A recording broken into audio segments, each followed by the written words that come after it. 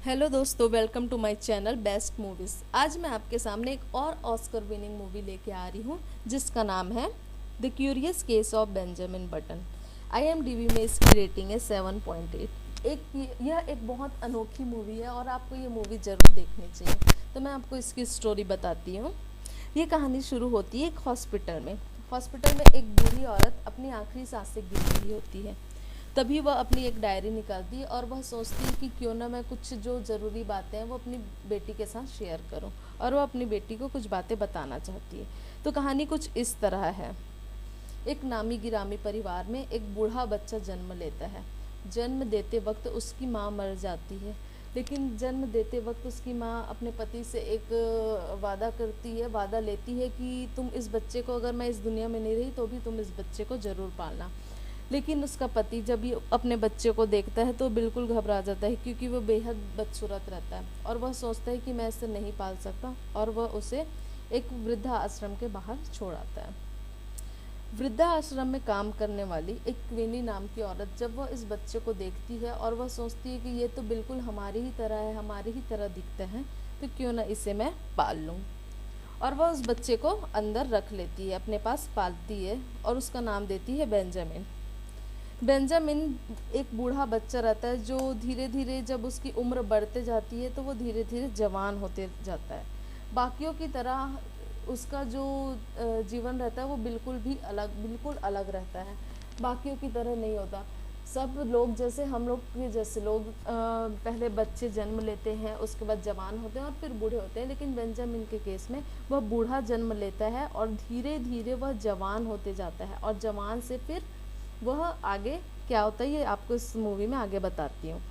क्योंकि उस जब बच्चे को उसको पालती है, वहाँ पे पालती है, वो धीरे धीरे जवान होते जाता है, थोड़ा अच्छा दिखने लगता है, उसके बाल फिर से आने लगते हैं।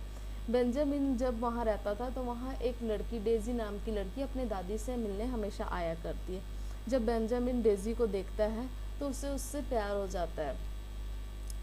फिर डेजी की भूमिका में जो है वो कैट ब्लांचेट है, और जो बूढ़ा व्यक्ति है वो ब्रैड पिट है।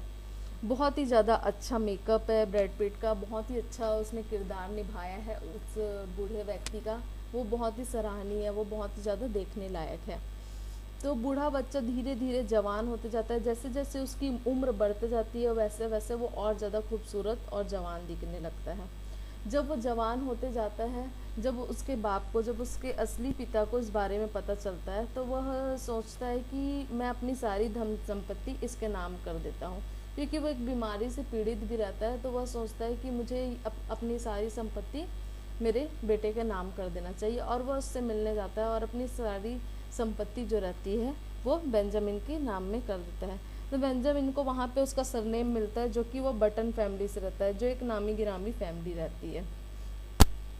ब्रैड पिट धीरे धीरे वो जवान होते जाता है, और फिर उसकी इस मूवी में उसकी लव लाइफ के बारे में दिखाया है।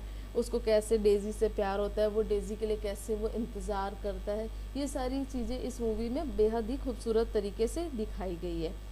और फिर इस मूवी में ये भी है कि वो बिल्कुल अलग तरीके से जीता है। वो पहले बूढ़ा पैदा होता है, फिर जवान होता है, और जवान से वो बच्चा होता है। जब वो बच्चा होता है, जब वो बहुत साल का हो जाता है, जब उसकी एज अच्छी हो जाती है, तो वो और ज़्यादा बच्चे की तरह बिहेव करने लगता है, बच्चा होते जाता है, वो छोटा होते जाता है, और जब वो मरता है लास्ट में तो एक बच्चे की तरह ही मरता है।